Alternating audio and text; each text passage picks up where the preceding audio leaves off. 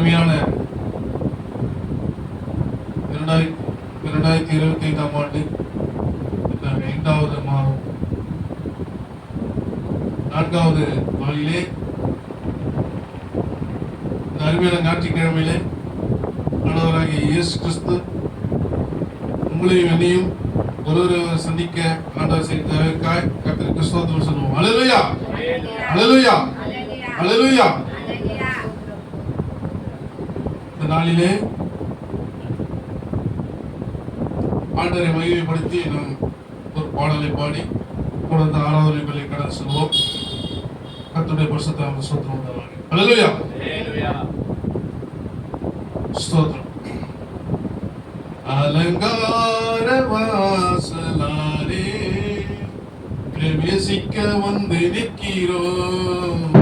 தெய்வ வீட்டின் நன்மையாரே நிரம்பிட வந்து நிற்கிறோம்.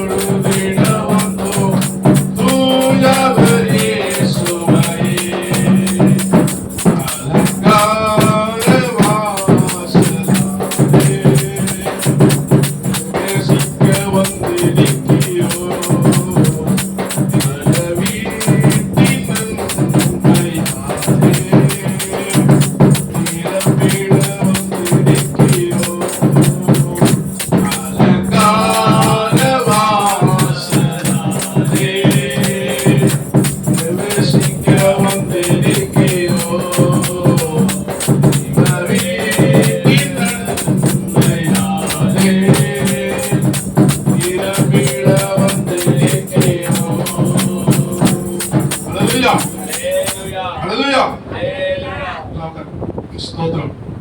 கர்த்தருடைய பரிசுத்த நாமத்துக்கு ஸ்தோத்திரம் உண்டாவதாக. இந்த அருமையான பரிசுத்த ஓய்வு நாளிலே இன்னைக்கு பாடின இந்த முதல் பாட்டு, ஆண்டவரை மையப்படுத்தி பாடின பாட்டு, அலங்கார வாசலிலே பிரவேசிக்க வந்திருக்கிறது. அல்லேலூயா.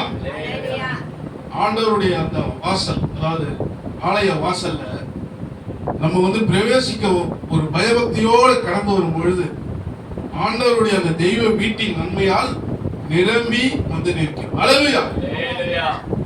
நம்ம ஆலயத்துக்கு கடந்து வரும் பொழுது ஆண்டவருடைய அந்த பயபக்தியோடு உள்ள வரும்போது அந்த தெய்வ வீட்டு, அதாவது இந்த தெய்வ வீடு, இந்த தெய்வ வீட்டுல இருக்கிற அந்த நன்மை நமக்குள்ள கடந்து வரும். அல்லேலூயா. அல்லேலூயா. நம்ம எதுக்கு இங்க கடந்து வரோம்? ஆண்டவரை ஆராதிக்க இங்க கடந்து வரோம். அல்லேலூயா. ஆராதிக்க வந்தோம், அன்பு கூற வந்தோம். அல்லேலூயா.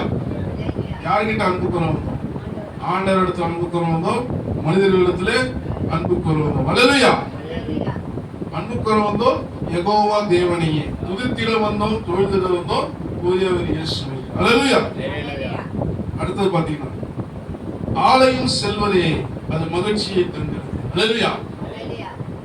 நம்ம இருக்க மொத்தம் 4 பேர். உங்க 3 பேருக்கு ஆலயத்துக்கு வர்றது மகிழ்ச்சியா இருக்குதா, சோகமா இருக்கு?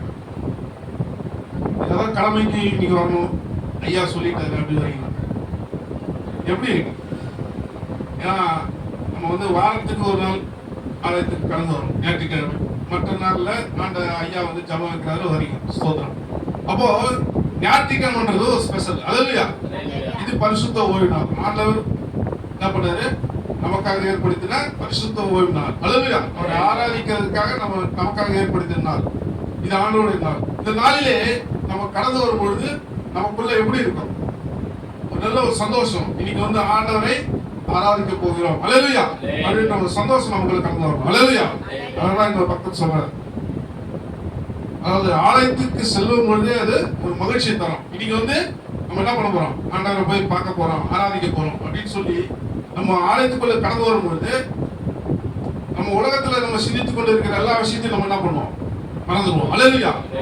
அதெல்லாம் மறந்துட்டு முழு அந்த ஆலயத்துக்கு அந்த படிக்கட்டு நம்ம ஏறும் பொழுது உலகத்துல விஷயம்லாம் வெளியே தள்ளிட்டு ஆண்டவரை ஆராதிக்கிறோம் அப்படின்ற ஒரு மனப்பான்மையோடு நம்ம இந்த ஆலயத்துக்கு கடந்து வரும். அல்லேலூயா. அப்படி இருக்கும்போது தான் அந்த மகிழ்ச்சி நமக்குள்ள கடந்து வரும். அல்லேலூயா. இல்ல வெளியே இருக்கிற அந்த விஷயங்களே நினைத்து கொண்டு வீட்டுல என்ன நடக்குதுன்னு தெரியல, வீட்டுல குழம்பு வச்சுட்டு வந்தோம், அது மூட்டா தெரியல, கேஸ் ஆஃப் பண்ணிட்டா தெரியல, லைட்டு போட்டா தெரியல, லைட் ஆஃப் பண்ணா தெரியல, இப்படி அப்படிப்பட்ட விஷயங்களை நம்ம நினைத்து கொண்டே உள்ளே நினைச்சிட்டு இருந்தீங்கன்னா அப்போ தெய்வ வீட்டின் நன்மை உங்களுக்கு கிடைக்காது. அல்லேலூயா. அப்ப என்ன பண்ணுனா, அந்த படிக்கட்டுக்குள்ள நீங்க கடந்து வரும் பொழுது, ஆலய படிக்கட்டுக்குள்ள ஒரு அடி எடுத்து இருக்கும் போது உலகத்தை நீங்க மறந்துட்டு ஆவிக்குரிய விஷயத்தை, அதான் ஆண்டவரை நாம் பார்க்க போகிறோம், இயேசுவை நம்ம பார்க்க போகிறோம் அப்படின்ற ஒரு மகிழ்ச்சி உங்களுக்கு கடந்து வரும். அது தானா வராது. நீங்க தான் என்ன பண்ணணும்? ஆண்டவரை பார்க்க போறன்ற வாஞ்சியை உங்களுக்கு கடந்து வரணும். ஆண்டவர் உங்களுக்கு வாஞ்சியை கொடுப்பார், அது ஒரு விஷயம். ஆனா அதை உங்களுக்குள்ள வர வைக்கிறது நீங்க தான் பண்ணணும். நான் ஆண்டவரை ஆராதிக்க போறேன், ஆண்டவரை பார்க்க போகிறேன், அப்போ இந்த உலகத்தை நானே மறந்துடணும் அப்படின்னு சொல்லி ஆலயத்துக்கு நீங்க கடந்து வரும்பொழுது இந்த வீட்டுல இன்னைக்கு ஆண்டவர் உங்களுக்கு என்ன ஒரு ஆசீர்வாதத்தை கொடுக்கணும்னு ஆண்டவர் வச்சிருக்கிறாரோ, நீங்க ஆண்டவரை ஆராதிக்க போகிறோம் அப்படின்ற ஒரு வாஞ்சியோடு நீங்க கடந்து வரும்பொழுது அந்த ஆசீர்வாதம் உங்களுக்கு கடந்து வரும். அல்லேலூயா. அடுத்தது பாத்தீங்கன்னா, என் சபையுடனே உம்மை தொழுதிடவே கிருபையும் கிடைத்திட்டது. அல்லேலூயா. அதாவது இன்னைக்கு பாத்தீங்கன்னா ரொம்ப ஒரு பயங்கரமான நாட்கள்ல நம்ம வாழ்ந்து கொண்டிருக்கோம். அல்லேலூயா. அதாவது எப்படி சொல்றதா, ஒரு வாழ்க்கை, ஒரு நிச்சயமில்லாத ஒரு வாழ்க்கையை வாழ்ந்து கொண்டிருக்கிறோம். அல்லேலூயா. இப்படிப்பட்ட காலங்களிலே நம்ம சபையாரோடு அனைவரோடும் ஐயாவோடு நம்ம என்ன பண்றோம்? ஆண்டவரை ஆராதிக்கிறோம், நம்ம சபை உறுப்பினர்களோடு ஆண்டவரை ஆராதிக்கிறோம் அப்படின்ற ஒரு மகிழ்ச்சி உங்களுக்கு கடந்து வரும். அல்லேலூயா. இங்க நீங்க என்ன பாக்குறீங்க? வெறும் செவுரு இருக்கு, ஐயா இருக்கிறாரு, 4 பேர் உட்காந்துருக்காங்க, சேர் இருக்கு, பாய் இருக்குது, இது மட்டும் தான் பாக்குறீங்க. அப்படி பாக்குறீங்களா? அப்படி கிடையாது. நீங்க என்ன பார்க்கணும்? பக்கத்துல உட்கார்ந்து இருக்கிற மக்கள், நீங்க தான் சபை. புரியுதுங்களா? நீங்க நம்ம 4 பேர், நம்ம 5 பேர் சேர்ந்தா ஒரு சபை. அல்லேலூயா. அப்போ நம்ம உள்ள கடந்து வரும்போது நம்ம சபை மக்கள் அனைவரும் இருக்கிறாங்க. இவங்க கூட நம்ம என்ன பண்ண போறோம்? ஒரு அன்பு செலுத்தி ஒரு ஆராதனை நம்ம செய்ய போறோம் அப்படின்ற ஒரு மகிழ்ச்சி உங்களுக்கு கடந்து வரும். அல்லேலூயா. அப்படிப்பட்ட ஒரு மகிழ்ச்சி உங்களுக்கு இருக்கும்பொழுது அந்த தெய்வ வீட்டின் நன்மை, அந்த ஆசீர்வாதம் உங்களுக்கு கிடைக்கும். அல்லேலூயா. அடுத்து பாத்தீங்கன்னா, பலிகளை செலுத்திடவே, ஜீவ பலியாக மாறிடவே, மறுரூபத்தின் இருதயத்தை தந்திரே ஸ்தோத்திரம் ஸ்தோத்திரம், சுகர் ஜீவன் பலன் தந்திரே ஸ்தோத்திரம். அல்லேலூயா. அப்போ நம்ம உள்ள வந்த பிறகு நம்ம என்ன பண்றோம்? முட்டி போட்டு ஜெபம் பண்றோம். முதல்ல ஆண்டவரே இன்னைக்கு நம்ம ஆராதனைக்கு கடந்து வந்திருக்கிறோம் சொல்லிட்டு ஐயா என்ன பண்றாரு? ஸ்தோத்திரங்கள் சொல்லி ஆராதனை ஆரம்பிக்கிறாரு. அப்போ நம்ம என்ன பண்றோம்? ஆண்டவரை ஃபர்ஸ்ட் என்ன பண்ணோம்? மகிமைப்படுத்தணும். என்ன பண்ணோம்? பலிகளை செலுத்தணும். பலிகள் செலுத்தணும் எப்படின்னா ஸ்தோத்திர பலிகள். அல்லேலூயா. ஆண்டவரே உங்க ஸ்தோத்திரம், நல்லவரே உங்க ஸ்தோத்திரம், நல்லவரே உங்க ஸ்தோத்திரம் சொல்லி என்ன பண்றோம்? ஆண்டவரை மகிமைப்படுத்தி நம்ம என்ன பண்றோம்? பலிகளை செலுத்துகிறோம். அல்லேலூயா. அப்படி செலுத்தும் பொழுது என்ன ஆகுது பாத்தீங்கன்னா, மறுரூபத்தின் இதயத்தை என்ன பண்றாரு? ஆண்டவர் தருகிறார். அப்போ நம்ம ஆண்டவரை நம்ம மகிமைப்படுத்தி ஸ்தோத்திரங்கள் சொல்லிக் கொண்டே இருக்கும் பொழுது நம்முடைய இருதயம் என்ன பண்ணுன்னா, அதுக்கப்புறம் அவர் கண்ட்ரோல் எடுத்துப்பார். அல்லேலூயா. இப்போ நீங்க உள்ள வர வரைக்கும் நீங்க என்ன பண்றீங்க? அந்த வெளியே இருக்கிற விஷயங்களை, வீட்டு விஷயங்களை மறந்துடுவீங்க. உலகத்தின் விஷயங்களை மறந்துட்டு ஆண்டவருக்கு அந்த ஆலயத்துக்குள்ள கடந்து வந்த பிறகு நீங்க என்ன பண்றீங்க? அந்த ஆண்டவரை மகிமைப்படுத்த வேண்டும், ஆண்டவரை துதிக்க வேண்டும் என்கிற எண்ணம் உங்களுக்குள்ள கடந்து வந்து ஆண்டவர் என்ன பண்றீங்க? மகிமைப்படுத்தி ஸ்தோத்திர பலிகளை செலுத்தி ஸ்டார்ட் பண்றீங்க. அப்படி ஸ்டார்ட் பண்ணி கொஞ்சம் கொஞ்சமா அப்படியே சொல்லி கொண்டு இருக்கும் போது ஆவியானவர் என்ன பண்றாரு? அவருடைய மறுரூபத்தின் இருதயத்தை தருகிறார். அல்லேலூயா. அப்படின்னா அவருடைய அவருடைய என்ன பண்றாரு? அவருடைய காரியத்தை என்ன பண்றாரு? உங்க இருதயத்தில் வைக்கிறார். அல்லேலூயா. அப்போ உங்க இருதயம் என்ன ஆகுதுன்னா ஆண்டவருக்குள்ள மறுரூபமாகிறது. அல்லேலூயா. அடுத்தது பாத்தீங்கன்னா, சுகர் ஜீவன் பலன் தந்திரே ஸ்தோத்திரம். அப்ப என்ன சொல்றோம்? ஆண்டவர் என்ன பண்றாரு? நமக்கு அந்த மறுரூபத்தின் இருதயத்தை தரும்பொழுது ஆண்டவர் நமக்கு சுகம் பலன் ஜீவன் அனைத்தையும் கொடுத்துட்டார், இனிமேலும் கொடுப்பார் அப்படின்னு நம்ம என்ன பண்றோம்? ஆண்டவர் நியூரிமாய் ஸ்தோத்திரம் சொல்லி தரும். அல்லேலூயா. அடுத்தது பாத்தீங்கன்னா, நன்மை செய்தவருக்கே நாங்கள் நன்றி செலுத்துவோமே. அல்லேலூயா. அப்போ என்ன பண்றாரு? ஆண்டவர் நமக்கு நன்மை செய்து கொண்டிருக்கிறார். இப்படி நம்ம ஆண்டவரை அதிகமாய் துதிக்கும் பொழுது ஆண்டவர் நமக்கு என்ன பண்றாரு? நன்மை செய்கிறார். அப்ப நன்மை செய்த அவருக்கு நம்ம என்ன பண்றோம்? முதல்ல என்ன பண்றோம்? ஆராதனை செய்கிறோம். அடுத்ததாக செய்தி முடிந்த பிறகு நம்ம என்ன பண்றோம்? நம்முடைய கையில் பிரயாசத்துறாங்க அந்த காணிக்கையை நம்ம என்ன பண்றோம்? படைக்கிறோம். அல்லேலூயா. நான் சொல்றேன், என் காணிக்கையை உன் கரங்களிலே உற்சாகமாய் விதைக்கிறோம். அல்லேலூயா. ஸ்தோத்திரம். அடுத்தது பாத்தீங்கன்னா, துதி கனம் மகிமை அனைத்துமே முழு மனதோடு செலுத்தினோமே. அல்லேலூயா. அப்போ நம்ம கடந்து வந்து அந்த ஆண்டவருக்குள்ளே நம்ம எல்லா விஷயத்தையும் பண்றோம். ஃபர்ஸ்ட் ஆராதனை செய்யறோம். அப்ப ஆண்டவருடைய வார்த்தை நமக்கு கிடைக்குது, ஐயா உணவு கிடைக்குது. அதுக்கப்புறம் நமக்கு என்ன ஆகுது? நம்முடைய காணிக்கையை ஆண்டவருக்கு படைக்கிறோம். அப்படி படைக்கும் பொழுது ஆண்டவருக்கு நம்ம என்ன பண்றோம்? துதிக்கிற மகிமை என்ன பண்றோம்? நம்ம செலுத்துகிறோம். அல்லேலூயா. அது எப்படி செலுத்துறோம்? முழு மனதோடு செலுத்தும் பொழுது என்ன நடக்குது பாத்தீங்கன்னா, சம்பூரண ஆசீர்வாதங்களால் திருப்தியை எழுப்பிடுமே. அல்லேலூயா. இப்படி நம்ம முடிக்கும் பொழுது என்ன ஆகுதுன்னா, கரெக்டா பிரகாரமாக நம்ம செய்யும் பொழுது, ஒழுங்கு பிரகாரமாக ஆண்டவரை ஆராதித்து ஆண்டவருடைய வார்த்தையை பெற்றுக்கொண்டு நம்முடைய காரியத்தை ஆண்டவரத்தில் படைத்துவிட்டு அவர்கள் துதித்துவிட்டு கடந்து செல்லும் பொழுது என்ன ஆகுது பாத்தீங்கன்னா, சம்பூர்ண ஆசீர்வாதம். நம்ம கடந்து செல்லும் பொழுது ஒரு ஆசீர்வாதத்தை நமக்கு தருகிறார். அல்லேலூயா. அதுதான் சொல்றோம், ஆண்டவர் ஆலயத்துக்கு வருவது மிக மிக அவசியம். அதான் வந்து பவுல் ஒரு இடத்துல சொல்லியிருப்பார் புதிய ஏற்பாட்டுல, சபை கூடி வருவதை விட்டு விடாதீர்கள். சொல்லுங்க, சபை கூடி வருவதை விட்டு விடா சிலர் விட்டு விடுவதை போல அப்படின்னா நம்ம விட்டு விடாதீர்கள் அப்படின்னு நான் சொல்றேன். அப்படி பவுல் இடத்துல சொல்றாரு. அப்போ சபை கூடி வருதல் அப்படின்னும் போது என்னன்னா, நமக்குள்ள ஒரு 4 பேர் நம்ம சேரணும்னா நமக்குள்ள ஒரு ஒருமன ஆவியை ஆண்டவர் என்ன பண்றாரு? தருகிறார். அல்லேலூயா.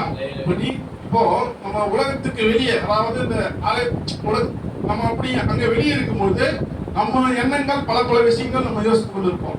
அம்மா ஒன்று யோசிப்பாங்க, நீங்க ஒன்று யோசிப்பீங்க, இந்த அம்மா ஒன்று யோசிப்பாங்க, ஐயா ஒன்று யோசிப்பாரு.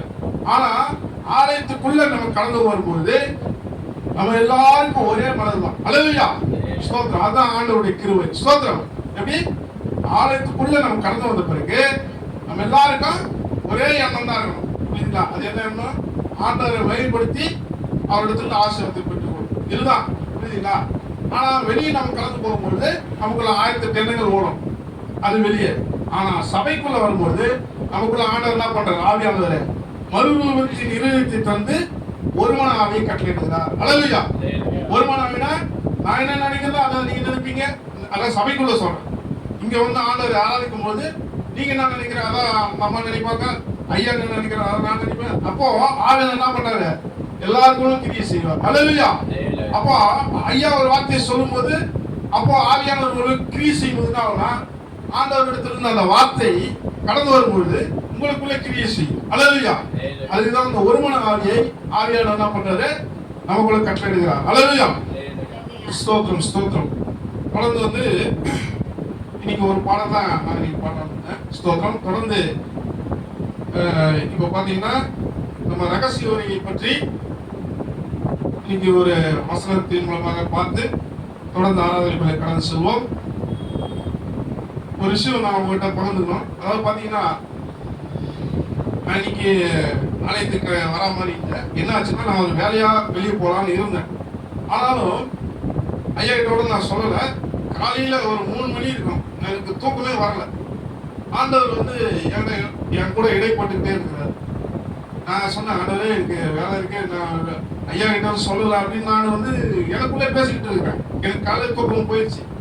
ஒரு 2 மணி 2:30 மணிக்கெல்லாம் தூக்கம் போயிடுச்சு. அப்போ ஆண்டவர் வந்து என்கிட்ட இடைப்பட்டுட்டே இருக்கிறார். என்னன்னு பாத்தீங்கன்னா, நீ வந்து ரகசிய வருகையை பத்தி போய் சபை கிட்ட சொல்லு, உங்க சபை கிட்ட நீ சொல்லு. ஆனா நான் சொன்னேன், ஆண்டவரே நான் யாருக்கிட்ட ஆண்டவரே நான் எப்படி போய் சொல்றது, எனக்கு ஒன்றும் புரியல. ஆனா நான் வந்து வேற விஷயமா நான் யோசிச்சுட்டு இருந்தேன். எப்படி வந்து யோனா பத்தி ஒரு விஷயத்தை நான் சொல்லுவோம். அதாவது பாத்தீங்கன்னா நம்ம பைபிள்ல யோனான்னு சொல்லிட்டு ஒரு தீர்க்கதரிசி இருந்தார். அவர் பாத்தீங்கன்னா ஆண்டவர் வந்து அவருக்கு ஒரு வேலையை சொல்றாரு. நீ போய் நினிவே பட்டணத்துக்கு போயிட்டு நீ என்ன பண்ணு, என்னுடைய விஷயத்த சொல்லு, என்னை பற்றி அறிவி, அவங்களுக்கு பத்தி சொல்லு அப்படின்னு யோனாக்கு சொல்றாரு. ஆனா யோனா என்ன பண்றாரு? இல்ல நான் வேற வேலையா போறேன்னு சொல்லிட்டு நினிவேக்கு போகாம தர்ஷீஸ் ஊருக்கு கப்பல் ஏறி போறாரு. அப்ப ஆண்டவர் இல்ல, நீ அங்கதான் போன சொல்லி ஒரு மீன் ஆயத்தப்படுத்தி அந்த மீன் வயிற்றுல போட்டு மடி திருப்பி இங்க போட்டு விட்டாரு. அதே மாதிரிதான் நான் காலையில நான் ஒரு வேற வேலையா யோசிச்சுட்டு இருக்கும் பொழுது ஐயா தெரியல திடீர்னு ஞாபகத்துக்கு வராரு. இல்ல நான் இன்னைக்கு சாயந்தரம் தான் வர மாதிரி இருந்தது. இல்ல நீ போய் சொல்லு, என்னுடைய பிள்ளைகளுக்கு சொல்லு அப்படின்னு சொல்லி ஆண்டவருடைய அந்த விஷயம் எனக்குள்ள கடந்து வந்துட்டே இருக்கு. நானும் சரி நான் வந்து யோசிக்கல, அப்படியே விட்டுன்னு பார்த்தா முடியல. அப்புறம் நான் 6:30 மணிக்கு ஐயா கால் பண்ணேன். சரி இதை பத்தி சொல்லலாம் அப்படிங்கும்போது ஐயா கொஞ்சம் பிஸியா இருந்தாரு. நான் சரி நான் பத்தி சொல்லலை. அதுக்கப்புறம் 9:30 மணிக்கு கால் பண்ணேன். பேசிச்சு ஐயா நான் வரேங்க அப்படின்னு சொன்னேன். நான் சொல்றதுக்கு வந்து நான் என்ன வந்து நான் ஒரு தகுதியானவனும் அப்படின்னு நான் சொல்ல வரல. இந்த விஷயத்த ஆண்டவர் உங்ககிட்ட சொல்லணும் அப்படின்னு சொல்லி என்னை ஒரு பாத்திரமாக ஆண்டவர் இங்க அனுப்பி இருக்கிறார். அல்லேலூயா. நீங்க நம்பினா நமக்கு ஆண்டவர் என் கூட 3 மணில இருந்து ஒரு 5 மணி வரைக்கும் ஒரு எப்படி யாக்கோபு போராடினது போல ஆண்டவர் கிட்ட பேசிக்கிட்டே இருக்கிறார். தொடர்ந்து ஒரு நிமிஷம் கூட என்னால படிக்க முடியல. நீ போய் அவன்கிட்ட சொல்லு, வருகை சீக்கிரமா இருக்குது, நீ அவன்கிட்ட சொல்லுன்னு அப்படியே ஓடிட்டு. சரி அதை இன்னைக்கு இவங்கிட்ட சொல்லணும், ஆண்டவர் இந்த சபை கிட்ட சொல்லணும், அறிவிக்கணும் அப்படின்னு சொல்லிதான் இன்னைக்கு கடந்து வந்தோம். அல்லேலூயா. ஸ்தோத்திரம். அதனால இன்னைக்கு நம்ம ஒரு வசனத்தை பார்த்து தொடர்ந்து ஆராதனைகளை கடந்து செல்வோம். அல்லேலூயா. நம்ம யாருக்கே தெரிஞ்ச வசனம் தான். மத்தேயு 24வது அதிகாரம் வருகை பற்றின ஒரு சின்ன விஷயத்தை நான் சொல்லிட்டு கடந்து செல்வோம். அல்லேலூயா.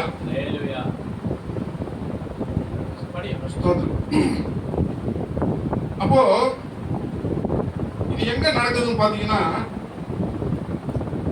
ஆண்டவர் வந்து மரித்து அடக்கம் பண்ணப்பட்டு 3ஆம் நாள் உயிர்த்தெழு எழும்போது அதுக்கு முன்னாடியே வந்து ஆண்டவர் சொல்லிடுறாரு. அப்போ என்ன ஆகுது பாத்தீங்கன்னா, ஆண்டவர் மரித்து அடக்கம் பண்ணப்பட்டு 3ஆம் நாள் வந்து உயிர்த்தெழும்போது அவர் என்ன பண்றாரு? மேகத்தின் நடுவில் ஆண்டவர் என்ன பண்றாரு? கொண்டு போகப்படுகிறார். அல்லேலூயா. பாத்தீங்கன்னா அப்போஸ்தலர்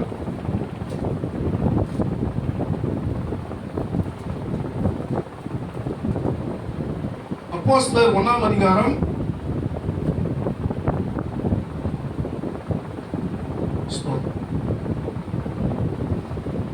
அப்போஸ்தலர் 1ஆம் அதிகாரம் 9, 10, 11 அந்த 3 வசனங்களை பார்க்கலாம். அப்ப என்ன ஆகுது பாத்தீங்கன்னா, ஆண்டவர் வந்து மரித்து அடக்கம் பண்ணப்பட்டு 3ஆம் நாள் என்ன பண்றாரு? உயிர்த்தெழுந்து எல்லாருக்கும் காட்சி அளித்துட்டு என்ன பண்றாரு? மேலே ஆண்டவரிடத்துல கனவு சொல்கிறார். அப்போ இந்த வசனத்தை அவர்கள் சொல்றாங்க. அதை பாத்தீங்கன்னா, இவைகள் அவர் சொன்ன பின்பு அவர்கள் பார்த்து கொண்டிருக்கையில் அவர் உயிரை எடுத்துக் கொள்ளப்பட்டார். அவர்கள் கண்களுக்கு மறைவாக ஒரு மேகம் அவரை எடுத்துக்கொண்டது. அவர் போகிற போது அவர்கள் வானத்தை அனர்ந்து பார்த்து கொண்டிருக்கையில் இதோ வெண்மையான வஸ்திரம் தரித்தவர்கள் 2 பேர் அவர்கள் அருகே நின்று, கலிலேயராகிய மனுஷரே, நீங்கள் ஏன் வானத்தை அனர்ந்து பார்த்து நிற்கிறீர்கள்? உங்களிடத்தினின்று வானத்துக்கு எடுத்துக்கொள்ளப்பட்ட இந்த இயேசுவானவர் எப்படி உங்கள் கண்களுக்கு முன்பாக வானத்துக்கு எழுந்தருளி போனாரோ அப்படியே மறுபடியும் வருவார். அல்லேலூயா. இந்த வசனத்தை யார் சொல்றாங்க பாத்தீங்கன்னா, அவர் ஆண்டவர் வந்து வானத்துக்கு எடுத்துக்கொள்ளப்படும் போது அவர் கூட அந்த தூதர்கள் என்ன பண்றாங்க? கீழே இந்த சீசர்களை பார்த்து சொல்றாங்க, எப்படி வந்து ஆண்டவர் இப்படியே மேல போனாரோ இதே மாதிரி என்ன பண்ண போறாரு? திரும்பி வரப்போகிறார். அல்லேலூயா அப்படின்னு சொல்லி இன்றையோட வந்து பாத்தீங்கன்னா 2025 வருடங்கள் ஆகுது. அல்லேலூயா. அப்போதிலிருந்து, அதாவது இந்த வசனம் வந்ததுல இருந்தே இஸ்ரேல் ஜனங்கள் வந்து அங்க இருக்கிற மனுஷர்கள் எல்லாம் என்ன பண்றாங்க? ஆண்டவர் வரப்போகிறார் அப்படின்னு சொல்லி என்ன பண்றாங்க? ஒருத்தருக்கு சொல்லிக்கிட்டே இருக்கிறாங்க. அவங்க சொல்லி கிட்டத்தட்ட 20 நூற்றாண்டுகள் ஆகிடுச்சு. எத்தனை நூற்றாண்டுகள்? 20 நூற்றாண்டுகள். அதாவது 2000 வருஷம் ஆயிடுச்சு. அது 25 வருஷம் எக்ஸ்ட்ராவா ஆயிடுச்சு. அல்லேலூயா. இப்போ இந்த 2025ஆம் ஆண்டு இந்த நாட்களிலே நம்ம ஆண்டவருடைய வருகை நாட்களிலே நம்ம நின்று கொண்டிருக்கிறோம். அல்லேலூயா. அததான் வந்து இங்க நம்ம பார்க்க போறோம். இப்போ இதுக்கு முன்னாடி ஆண்டவர் வந்து சிலுவையில அறையப்படுறதுக்கு முன்னாடி ஆண்டவர் சொன்ன அந்த வசனங்களை இப்போது நம்ம பார்க்க போகிறோம். அல்லேலூயா. மத்தேயு 24ஆம் அதிகாரத்துல ஆண்டவர் சொல்றாரு,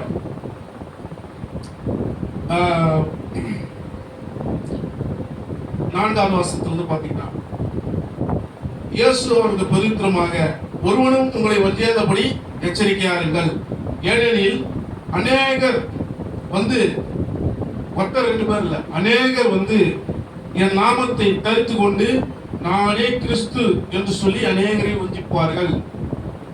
இந்த விஷயத்தை நீங்க வந்து ரொம்ப, இந்த வசனத்தை ரொம்ப ஆழமா நீங்க பாத்தீங்கன்னா, இப்ப இருக்கிற காலகட்டத்துல நிறைய அதாவது கள்ள கிறிஸ்துக்கள், அதாவது நம்முடைய வேதத்துக்கு புறமான சில விஷயங்களை என்ன பண்றாங்க? திரித்து கூறிக்கொண்டிருக்கிறார்கள். அல்லேலூயா. இப்படிப்பட்ட காலகட்டத்திலே நாம் வாழ்ந்து கொண்டிருக்கிறோம். அல்லேலூயா. ஏன்னா ஆண்டவருடைய வருகை மிக மிக மிக சமீபம். நம்ம நினைச்சிட்டு இருக்கோம் ஆண்டவருடைய வருகை இன்னும் பல வருஷங்கள்லாம் இருக்குன்னு சொல்லிட்டு. வருஷங்கள்லாம் இல்ல, வருஷங்கள்லாம் முடிஞ்சு மாதங்கள் ஆச்சு. மாதங்கள் கூட இல்ல, நாட்கள். எப்படி? நாட்களை எண்ணிக்கொண்டு இருக்கிறோம். ஆண்டவருடைய வருகை அந்தி கிறிஸ்து எப்பெல்லாம் வரலாம் மிகவும் தயாராகி கொண்டிருக்கிறது. உலகம் அதற்கு ஆயத்தமாகி விட்டது. இன்னும் ஒரு சில நாட்கள் தான், அப்படியே போயிட்டே இருக்கோம். திடீர்னு ஆண்டவர் வந்துடுவார். அல்லேலூயா. அதற்காக தான் நான் வந்து என்ன சொல்ல வரேன்னா, அந்த வருகைக்கு நம்ம ஆயத்தப்படணும். அந்த ஒரு விஷயத்துக்காக தான் நம்ம பிரயாசப்படுறோம். அல்லேலூயா. ஆண்டவருடைய வருகையில நம்ம மறைக்கப்படணும். அதற்கு நம்ம என்னென்ன பண்ணணும்? இப்போ நம்ம ரோட்ல போய்கிட்டு இருக்கும் போது ஒரு இடத்துல பாத்தீங்கன்னா ஒரு போர்டு வச்சிருப்பாங்க, இந்த இடத்துல நீங்க என்ன பண்ணணும், பார்த்து போனோம், இது வந்து ரொம்ப ஆபத்தான பகுதி அப்படின்னு போர்டு போட்டு பாத்துருக்கீங்களா?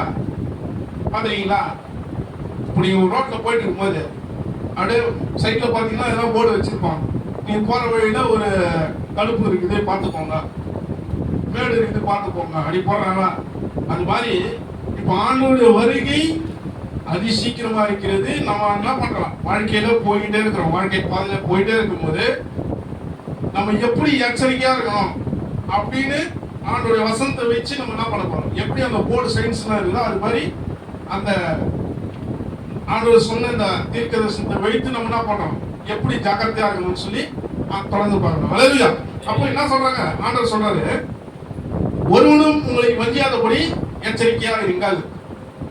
அப்போ என்ன பண்ணுவாங்க, கண்டிப்பா வந்து உங்களை வஞ்சிப்பாங்க.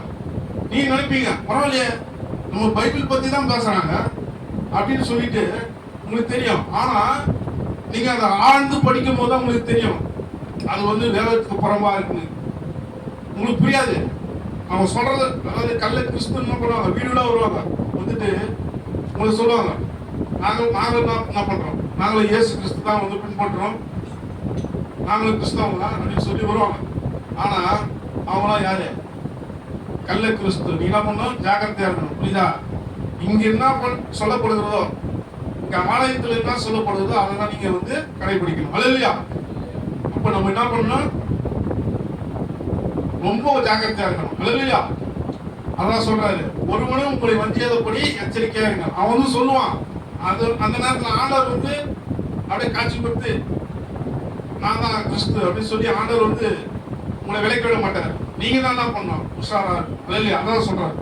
அடுத்தது பாத்தீங்கன்னா ஆண்டவருடைய வரிக்கு அடையாளம் என்னன்னு பாத்தீங்கன்னா, அநேகர் வந்து என் நாமத்தை தரித்து கொண்டு நானே கிறிஸ்து என்று சொல்லி, அதான் அவங்களே சொல்லுவாங்க, நான் தான் இயேசு அப்படின்னு, நான் தான் இயேசு அப்படின்னு இப்ப ஏகப்பட்ட பேர் வந்திருக்கிறாங்க. அதனால நம்ம என்ன பண்ணணும், உஷாரா இருக்கணும். அல்லேலூயா. அப்படியே நம்ம பைபிள் வசனத்தை மாதிரியே பேசுவாங்க. ஆனா நம்ம கொஞ்சம் நிதானித்து ஆராய்ந்து பார்த்தாலும் தெரியும் அது ஆண்டவருக்கு விரோதமான வசனங்கள். அல்லேலூயா. அதனால உஷாரா இருக்கு. ஸ்தோத்திரம். அடுத்தது பாத்தீங்கன்னா, யுத்தங்களின் செய்திகளில் கேள்விப்படுவீர்கள், நடக்காதபடி எச்சரிக்கையா இருக்காது. நாட்டுக்கு நாடுக்காவது நீங்க பாரு போர் நடந்து கொண்டு இருக்கிறது. அல்லேலூயா. ஃபர்ஸ்ட் உலக நாடுகள் மத்தியில போர் நடந்து கொண்டு இருந்தது. இப்ப அங்க எங்க போய் இப்ப எங்க வந்திருக்க, இந்தியா பாகிஸ்தானுக்கு போர் ஸ்டார்ட் ஆகும். அல்லேலூயா. எங்கேயோ நடந்து கொண்டு நம்ம ஜாலியா இருக்கும். இப்ப அப்படி கிடையாது. நம்ம நாட்டிலே போர் தொடங்க போகுது. அல்லேலூயா. அப்போ சரி, நம்ம நாட்டுல எங்க அடைஞ்சவன் தான் நடக்க போகுது, நமக்கு என்ன ஆக போகுது, நம்ம அமைதியா இருக்க முடியாது. நாளைக்கு என்ன வரும், அப்படியே கீழே இறங்கி வரும். புரியுதுங்களா? இதெல்லாம் எதுக்கு நம்ம சொல்றோம், ஆண்டவருடைய வருகை அதி சீக்கிரம். இதெல்லாம் நடக்கும்போது டக்குன்னு ஆண்டோட வருகை வரும். அதுக்காக தான் இவ்வளவு ஒரு என்ன சொல்றது அழுத்தம் கொடுத்து நான் சொல்றேன். அல்லேலூயா. அடுத்தது பாத்தீங்கன்னா, இவைகெல்லாம் சம்பவிக்க வேண்டியது, ஆனாலும் முடிவு உடனே வராது. இதெல்லாம் நடக்கக்கூடிய விஷயம் தான், நடந்துட்டு இருக்கும். ஏன்னா இதெல்லாம் ஆண்டவருடைய வருகைக்கு அடையாளம். அல்லேலூயா.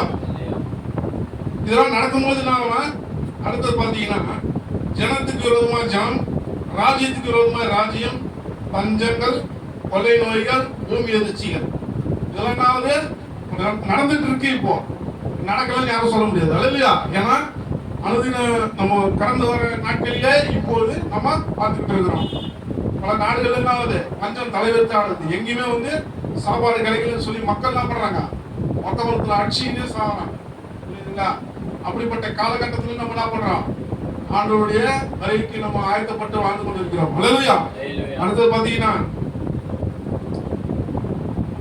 கொள்ளை நோய்கள் ஏற்கனவே வந்துச்சு, இன்னும் வந்துகிட்டு இருக்கு. அடுத்து பாத்தீங்கன்னா பூமி எதிர்ச்சிகள். பூமி எதிர்ச்சி வருது. சில இடங்கள்ல என்ன ஆகுது, காடுகள் பற்றி எரியுது. இப்போ பாத்தீங்கன்னா பல இடங்களில் எரிந்து கொண்டிருந்த அந்த நெருப்பு இப்பொழுது ஆண்டவர் பிறந்த இந்த எருசலேம் நகரத்துல இப்ப என்ன ஆகுது, பொழுது விட்டு எரிந்து கொண்டிருக்கிறது. அல்லேலூயா. அப்படின்னா என்ன காரணம்னா, ஆண்டவருடைய கோபம் அவர் பிறந்த இடத்துல என்ன ஆகுது, பொழுது விட்டு எரியுது. அல்லேலூயா.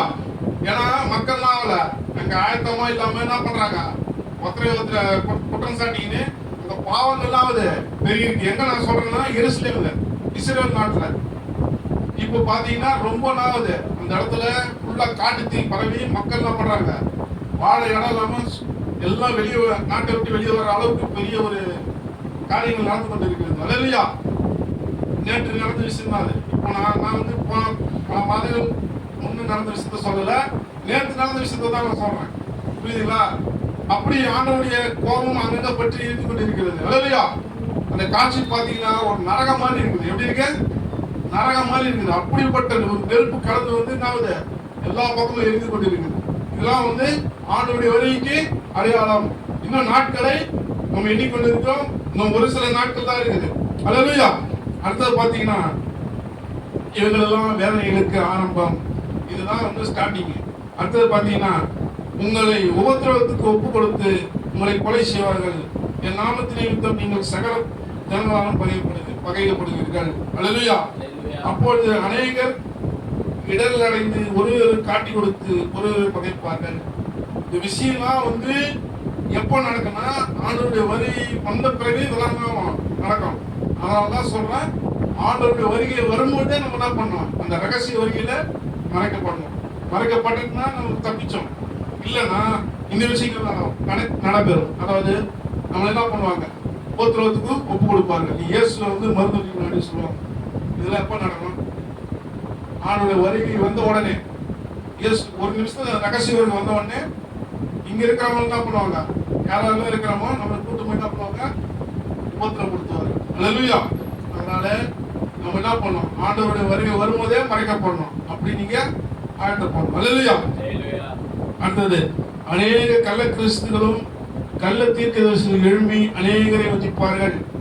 அப்போ இப்படிப்பட்ட காரியங்கள் நடக்கும்போது ஒரு பக்கம் என்ன பண்ணுவாங்க, நான் சொன்ன மாதிரிதான் அநேக கள்ள கிறிஸ்துகள் என்ன பண்ணுவாங்க, நான் தான் கிறிஸ்து, நான் தான் இயேசு அப்படின்னு சொல்லி உங்களை வஞ்சிப்பார்கள். அடுத்தது பாத்தீங்கன்னா அக்கிரமம் மிகுதியாவதனால் அநேகருடைய அன்பு தணிந்து போகும். அப்ப என்ன பாத்தீங்கன்னா உலகத்துல அக்கிரமம் எங்க பார்த்தாலும் அக்கிரமம் நடக்கும். நீங்க சும்மா ரோட்ல போய் இருப்பீங்க, உங்களை அடிச்சு போட்டு என்ன பண்ணுவாங்க, கேத்துல கவிழ்ந்து எல்லாத்தையும் பிடிப்பாங்க. யாருனே தெரியாது, போற வரவங்க என்ன பண்ணுவாங்க, ஒத்தர் மேல இருக்கிறவங்க. அப்போ இந்த அக்கிரமங்கள் தான் ஆகுது. இப்பயே நிறைய ஆகுது. என்னன்னு பாத்தீங்கன்னா போன வாரம் ஒரு செய்தி, 2-3 நிறைய செய்தி கேள்விப்பட்டா. அதுல ஒண்ணு பாத்தீங்கன்னா ஒரு தாய் வந்து என்ன பண்றா, அவளுக்கு வந்து ஒரு 5 மாத குழந்தை, 5 மாதம் 6 மாதம் குழந்தை. அந்த குழந்தையை பெற்றெடுத்து கணவன் வீட்டுல போனதுக்கு என்ன பண்றா, அந்த குழந்தைய வீட்டுல விட்டுட்டு கூட்டிட்டு ஊர் சுத்த போயிட்டான். எங்க அவங்க ஃப்ரெண்ட்ஸ் கூட கதையை போயிட்டு 5 நாள் 6 நாள் கழிச்சு வந்து பாக்குறா, குழந்தை இறந்து கிடக்குது. அப்போ பாத்தீங்கன்னா என்ன ஆகுது, தாய் வந்து தன் சொந்த குழந்தை மேல இருக்கிற அன்பு என்ன ஆயிடுச்சு, கணிந்து போச்சு. அல்லேலூயா. புரியுதுங்களா? அப்போ நம்ம எப்படிப்பட்ட காலகட்டத்தில் வந்துட்டு இருக்கோம், அக்கிரமம் மிகுதியாகுது. ஒருத்தர் மேல இருக்கிற ஒருத்தர் அன்புன்னாவது கணிந்து போயிடும். புரியுதுங்களா?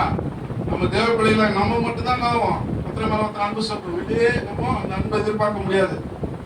எல்லாமே என்ன பண்ணுவாங்க, எதிர்ப்பாங்க. புரியுதுங்களா? இது எந்த காலகட்டத்துக்கான ஒரு அறிகுறி, ஆண்டவருடைய வருகைக்கு அடையாளம். இதெல்லாம் நம்ம அனுபவிக்கிறதுக்கு முன்னாடி ஆண்டவருடைய வருகையில மறைக்கப்படணும். அதுக்குதான் வந்து இப்ப நம்ம சொல்லிட்டு இருக்கோம். புரியுதுங்களா? அல்லேலூயா. அடுத்தது ராஜ்யத்தினுடைய இந்த சுவிசேஷம் உலகமெங்கும் உள்ள சகல ஜாதிகளுக்கு சாட்சியாக பிரசங்கிக்கப்படும். அப்பொழுது முடிவு வரும். அல்லேலூயா. அப்போ ஆண்டவர் சொல்றாரு, முடிவு பெரிது நிலை நிற்குனே ரட்சிக்கப்படுவான். அப்போ நம்ம ஆண்டவருடைய வருகைக்கு அந்த வருகையில மறைக்கப்பட்டனா தப்பிச்சோம். அப்படி இல்லாம இங்க இருந்தோம்னா கடைசிக்கு ஸ்ட்ராங்கா இருக்கணும். ஸ்ட்ராங்கா இருந்தா மட்டும்தான் நம்ம ரட்சிக்கப்பட்டு அதுக்கப்புறம் ரெண்டாவது வரையில நம்ம மறைக்கப்படுவோம். இல்லைன்னா நரகத்துக்கு தான். புரியுதுங்களா? இதை நான் ஏன் இப்படி சொல்றேன், இப்படி பேசுறோம் அப்படின்னா, ஆண்டவர் வருகை வந்து அது சீக்கிரமா இருக்குது. ரொம்ப பயங்கரமான இதுக்கப்புறம் வர காலங்கள் நம்ம நிலை நிற்பது ரொம்ப கஷ்டம். இது உங்களுக்கு புரியுதான்னு தெரியல. இருந்தாலும் ஆண்டோடைய சக்தி நான் உங்களுக்கு சொல்லி ஆகணும். அதை நான் சொல்லிட்டு இருக்கேன். அல்லேலூயா. அடுத்தது பாத்தீங்கன்னா முடிவில் எப்போ வந்து ஆண்டவர் சொல்றாரு, ராஜ்யத்தினுடைய சுவிசேஷம் உலகமெங்கும் உள்ள சகல ஜாதிகளுக்கும் என்ன பண்ணும், சாட்சியாக பிரசிக்கப்படும். ஐயா போன்ற நம்ம ஊழியக்காரங்க என்ன பண்றாங்க, ஆண்டவர் சுவிசேஷத்தை அங்க அறிவிச்சுட்டு இருக்காங்க. புரியுதுங்களா? உலகத்தில் இன்னும் உள்ள எல்லா ஜாதியும் ஒரு ஆள் கூட தெரியாம இருக்கக்கூடாது. அப்படி தெரிஞ்சிச்சுன்னா அன்னைக்குதான் ஆண்டோடைய முடிவு கடந்து வரும். புரியுதுங்களா? அதோட அவ்வளவுதான், அதோட முடிஞ்சு 2வது வரைக்கும் முடிஞ்சு அதுக்கப்புறம் அந்த ஓதுற காலம் கடந்து போய் நம்ம ஆண்டவருக்குள்ள கடந்து செல்வோம். அல்லேலூயா. இப்படிப்பட்ட விஷயங்கள் அதாவது வந்து கொண்டிருக்கிறது. அதனால நம்ம என்ன பண்ணணும்னா ஆண்டவருக்கு ஆண்டவருடைய வருகைக்கு என்ன பண்ணோம், ஆயத்தமாக வேண்டும். அல்லேலூயா. புரியுதுங்களா?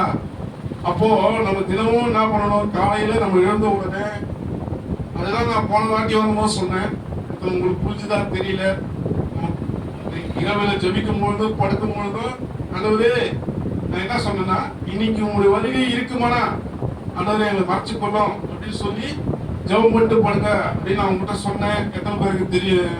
நீங்க ஐயா மட்டும் தான், அந்த ஐயா அம்மா மட்டும் தான் நீங்க நினைக்கிறீங்க, நீங்க இல்லை. அப்போ போன வாட்டி வரும்போது சொன்னேன், அதேதான் இப்பயும் சொல்றேன்.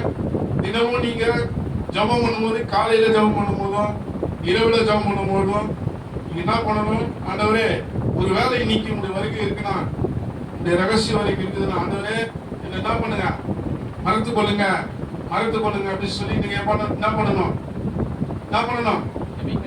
ஜெபம் பண்ணணும். ஹல்லேலூயா. இதுல எத்தனை பேர் ஞானஸ்நானம் எடுத்துட்டீங்க? நீங்க 2 பேர் ஞானஸ்நானம் எடுத்துட்டீங்களா? ஸ்தோத்திரம். ஹல்லேலூயா. ஸ்தோத்திரம். அவ்வளவுதான். ஏன்னா ஞானஸ்நானம் முக்கியம், புரியுதுங்களா? ஞானஸ்நானம் எடுத்து ரட்சிக்கப்பட்டு நம்ம என்ன பண்ணணும், ஆண்டவரை இயேசு தான் ஆண்டவர், இயேசு தான் என்ன பண்ணாரு, என்னை ரட்சித்தார் அப்படின்னு நீங்க என்ன பண்ணணும், நாவினால அறிக்கை செய்யணும். ஹல்லேலூயா. அப்படி அறிக்கை செய்து நீங்க என்ன பண்ணிட்டீங்க, ஞானஸ்நானம் எடுத்துட்டீங்க. இது பரலோகத்துக்கு போவதற்கு முதற் படி. அப்படி முதற் படியில நீங்க வந்துட்டீங்க. அடுத்தது என்ன பண்ணணும், ஆயத்தப்படணும். நீங்க ஆயத்தப்படுறது மட்டும் இல்ல, பிறரையும் என்ன பண்ணணும், ஆயத்தப்படுத்தணும். என்ன பண்ண, ஆயத்தப்படுத்தணும். நீங்க என்ன பண்ணா, உங்க வீடு பக்கத்துல இருக்கிறவங்கப்பா, இது இருக்கிறவங்க எல்லாருக்கும் என்ன பண்ணணும், சொல்லணும், ஆண்டவர் வருகை சீக்கிரமா இருக்கு. எவ்வளவு சீக்கிரம் நீ வந்து ஆண்டவர் ஏத்துக்கிறியோ அவ்வளவு சீக்கிரம் நம்ம ஆண்டவர் வருகையில மறைக்கப்படும் அப்படின்னு சொல்லி நம்ம என்ன பண்ணோம், பிறருக்கு அறிவிக்கணும். ஹல்லேலூயா. யாரும் தானே இருக்கக்கூடாது. நம்ம சொல்லும் போதுதான் ஆண்டவர் வந்து நமக்கு கணக்கு கேட்பார். கடைசி நாட்கள்ல நீ எத்தனை பேருக்கு சுவிசேஷம் சொன்ன, எத்தனை ஆத்துமாக்களுக்கு சபைகளை கொண்டு வந்த அப்படின்னு ஆண்டவர் கேட்பாரு. ஏதோ ஞானஸ்நானம் எடுத்தோம் வந்தோம் இருக்கக்கூடாது. இன்னும் எவ்வளவு நாள் தெரியாது, ஏன்னா சில நாட்கள் தான் இருக்கிறது. அதுக்குள்ள எவ்வளவு சீக்கிரமா, அதாவது பவுல் சொல்ற இடத்துல, நாட்கள் பொல்லாதவைகள் ஆனதால் காலத்தை பிரயோஜனப்படுத்திக் கொள்ளுங்கள் அப்படின்னு சொல்லியிருக்காரு. இந்த நாட்கள்லாம் ரொம்ப எப்படி இருக்குது, ரொம்ப பொல்லாத நாட்களா இருக்கிறது. இப்படிப்பட்ட நாட்களை நம்ம என்ன பண்ணணும், ரொம்ப இருக்கிற கொஞ்ச நாட்களை பயன்படுத்தி எவ்வளவு பேர் ஆண்டவர்களை கொண்டு வர முடியுமா, நீங்க உங்களால என்ன செய்ய முடியுமோ, டாக்ஸ் கொடுக்க முடியுதா கொடுங்க, எடுத்துட்டு போங்க. நீங்க போற இடத்துல கையில ஒரு 4-5 ட்ராக்ஸ் எடுத்துட்டு போங்க. புரியுதுங்களா? நீங்க எங்கேயோ போறீங்க, ஒரு இடத்துக்கு, ஒரு ஃபங்க்ஷனுக்கு எங்க போறீங்க, இல்ல ஒரு வேலை செய்யற இடத்துக்கு போறீங்கன்னா போற வழியில அப்படியே கொடுத்துட்டு போங்க.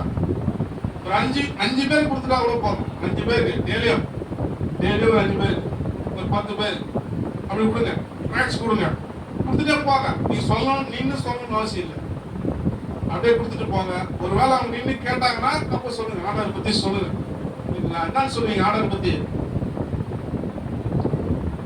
இப்போ உங்ககிட்ட வந்து நீங்க போறீங்க ஒரு இடத்துக்கு, அப்போ உங்க எதிர்க்க ஒருத்தர் வராரு, அப்ப நீங்க அவர் ஆர்டர் பத்தி சொல்றீங்க, என்னன்னு சொல்லுவீங்க?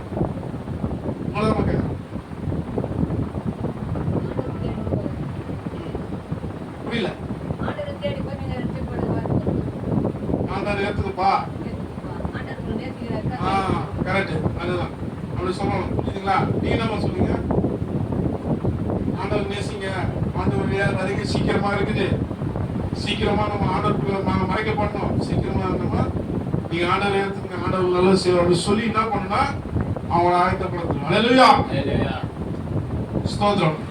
அப்போ நம்ம ஆண்டவர் வருகைக்கு என்ன பண்ணோம், ஆயத்தமாக வேண்டும். ஹல்லேலூயா. ஸ்தோத்திரம். ஆண்டவர் தாமே இந்த வார்த்தைகளை ஆசீர்வதிப்பாராக. தொடர்ந்து ஆராதனை ஆவியான தாமே பொறுப்பெடுத்து நடத்துவாங்க. கர்த்தருடைய வசனங்களுக்கு ஸ்தோத்திரம்.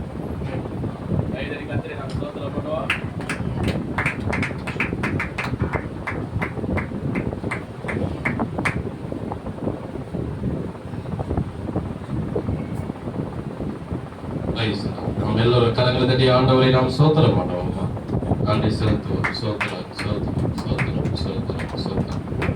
மாசத்துல முதல் வாரத்துல நம்ம சபையில சாட்சி இருக்கிறது. அந்த சாட்சி ஏன்னா போன மாதம் ஏப்ரல் மாதம், இந்த மாதம் மே மாதம் இல்லையா? ஏப்ரல் மாதத்துல ஒரு மாசம் கடந்து போச்சு. அந்த ஒரு மாசத்துல கர்த்தர் நம்முடைய வாழ்க்கையில என்னெல்லாம் நன்மைகளை செய்தார், என்னெல்லாம் உதவிகளை செய்தார், அற்புதங்களை செய்தார். அது சின்ன விஷயமாட்டாலும் நம்ம சாட்சி சொல்லும் போது ஆண்டோடைய நாமம் மகிமையடையும். ஆகையால சாட்சி சொல்லி நீ உங்களுக்கு செய்திருப்பாரு, அல்லது நீங்க யாருக்குன்னா ஜெபம் ப்ரேயர் பண்ணியிருப்பீங்க, ஏசப்பா அவங்களுக்கு ஒரு அற்புதம் செய்திருப்பாரு. எது வந்தாலும் சாட்சி சொல்லுங்க, தேவ நாமம் மகிமையடைவதாக.